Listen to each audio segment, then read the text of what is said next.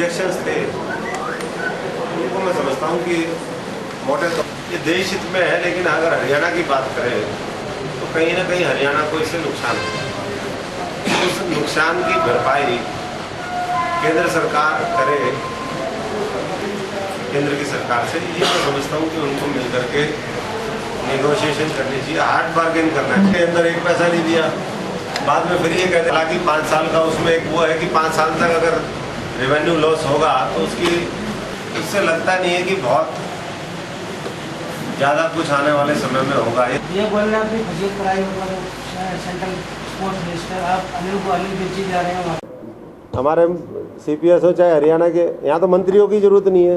फसल बीमा योजना से लेकर के छात्र संघ के डायरेक्ट चुनाव, महंगाई, बढ़ता भ्रष्टाचार, बेरोजगारी, ये सब मुद्दे हैं। साथ साथ कानून व्यवस्था जो पूरी तरीके से ख़त्म हो गई है, दलितों के ऊपर, महिलाओं के ऊपर लगातार जो हिंसक घटनाएं हैं वो बढ़ी है। इसके ऊपर सरकार रोकथाम करे, सही उचित कदम उठाए और सुनिश्चित करे कि प्रदेश कांग्रेस के समय में जिस तरीके से तेज़ी से आगे बढ़ रहा था उसको हम और गति देने का काम करें। आज प्रदेश की जो अर्थव्यवस्था है ग्रामीण इलाकों की, शहरों की, वो पूरी तरीके से ख़त्म हो गई। कर्मचारी सारे लगातार धरनों पर है, संघर्ष कर रहे हैं सड़कों के ऊपर आकर के, और ऐसे में कांग्रेस पार्टी इन तमाम मुद्दों पर आम जनता के साथ है और उन्हीं मुद्दों को लेकर के हमने साथियों से चर्चा भी करी है।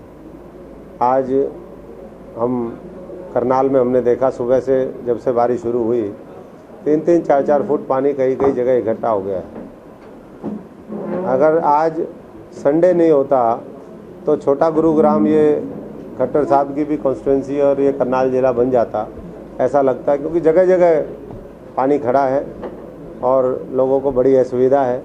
अगर यहाँ इस तरीके के हालात है तो प्रदेश पूरे में क्या हालात होंगे इसका अंदाज़ा सहज आप सब लोग लगा सकते हैं। स्वच्छ भारत कहीं दिखाई नहीं देता, हरियाणा में कहीं सफाई शहरों में नहीं है।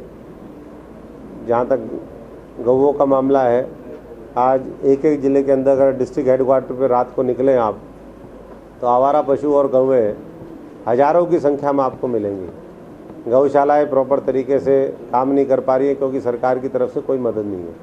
तो इन चीज़ों को लेकर के सरकार को श्वेत पत्र भी जारी करना चाहिए कि क्या उन्होंने जब से सरकार आई है प्रदेश की गौशालाओं को किस तरीके से मदद करी।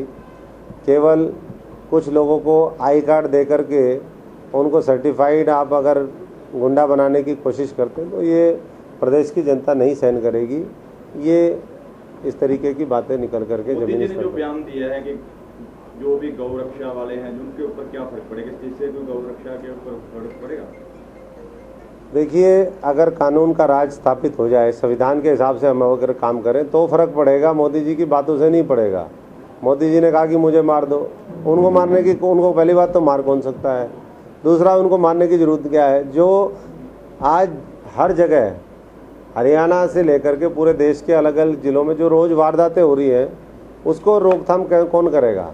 पुलिस प्रशासन करेगा, वहाँ की सरकारें करेंगी, और इस तरह के जो भी कदम उठाते हैं उसके ऊपर ठोस कार्रवाई जब तक नहीं होगी तो मुझे नहीं लगता कि कोई एग्जाम्पल सेट हो सकता है। यमुनानगर की बात की आपने, यमुनानगर में जो वाकया सामने है उसके ऊपर क्या कहते हैं? नहीं, यमुनानगर से लेकर के और भी जगह इस तरीके से लोग कानून अपने हाथ में लेकर के मारपीट करते हैं, उसके बाद वो बचाव उनका हो जाता है। दलितों के ऊपर, महिलाओं के ऊपर रोज़ घटनाएं हो रही हैं। जो गुंडे लोग हैं लगातार मैं समझता हूं कि वो सर उठा करके घूम रहे हैं। कोई कार्रवाई का सरकार नाम की, प्रशासन, पुलिस प्रशासन नाम की कोई चीज़ नहीं है। ऐसा इन सारी बातों से, प्रकरणों से निकल करके आया। जिला कार्यकारिणियाँ इस महीने के अंत तक हमने 12-13 जिले पहले चरण में उसमें चिन्हित किए थे, जिसके अंदर करनाल भी है, और भी हर पार्लियामेंट से एक एक जिला हमने पहले चरण में लिया है।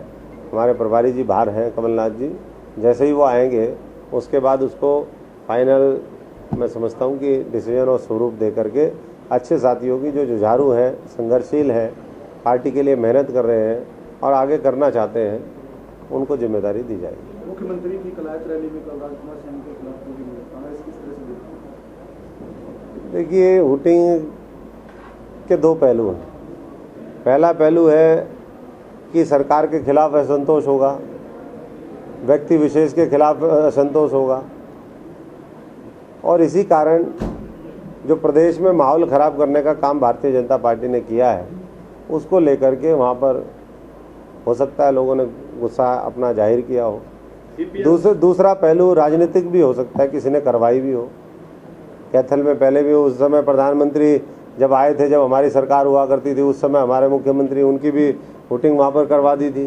तो कौन इसके पीछे है, कौन लोग हैं, वो देखना चाहिए। कई बार अति उत्साह में भी हो जाता है। कैप्टन यादव कह चुके हैं लोकसभा चुनाव लड़ेंगे, अपने बेटे को विधानसभा लड़ेंगे, कैसे देखते हो? ये तो सबकी इच्छा होती है जीवन में निरंतर आगे बढ़ना, और captain Ajay Yadav senior leader हैं। जब समय आएगा पार्टी इन तमाम मुद्दों के ऊपर विचार भी करेगी, और मैं समझता हूँ कि हर व्यक्ति जो कांग्रेस के साथ है, इस आंदोलन के साथ खड़ा है, जनता की आवाज़ उठा रहा है, आने वाले समय में अच्छे लोगों को मौका मिलेगा, और उन लोगों के माध्यम से प्रदेश की जनता अगली सरकार कांग्रेस की देखेगी। रियो ओलंपिक की बात करें तो पहले हमारे जो सेंटर के मिनिस्टर गए थे वहाँ की बातें, और आज हमारे वीर साहब गए हैं और उनके साथ काफ़ी लंबा चौड़ा डेलीगेट गया, क्या देखते हैं? कुछ नहीं, पैसा खराब कर रहे हैं। पहले कभी गाड़ियों में कर रहे हैं, अब हेलीकॉप्टर में कर रहे हैं, अब ये हवाई जहाज में करके आएंगे। कोई मेडल मोडल कुछ नहीं है, जनता इनको मेडल देगी सही समय पर। हरियाणा का भी 24 तारीख को कोर्ट का फैसला है, उस पे क्या करें? जब गवर्नेंस नाम की कोई सुशासन नाम की चीज़ ही नहीं है, तो मैं समझता हूँ कि चाहे वो पंजाब के गया था जो केंद्रीय खेल मंत्री है, उसमें कोई भी ओलंपियन नहीं है। 7-7 लोगों को जेल लेकर के जाते थे, अगर 10-11 की भी कमेटी होती। तो ये घूमने गए कि जो सरकारी खजाना है, जो जनता की गाड़ी कमाई एक तरीके से है, उसका दुरुपयोग करने का काम कर रहा है। और कौन में लगातार बढ़ रही थी, जो गौशालाएं हैं उसके ऊपर सरकार ने आज तक कोई, मुझे नहीं लगता कि कोई ऐसी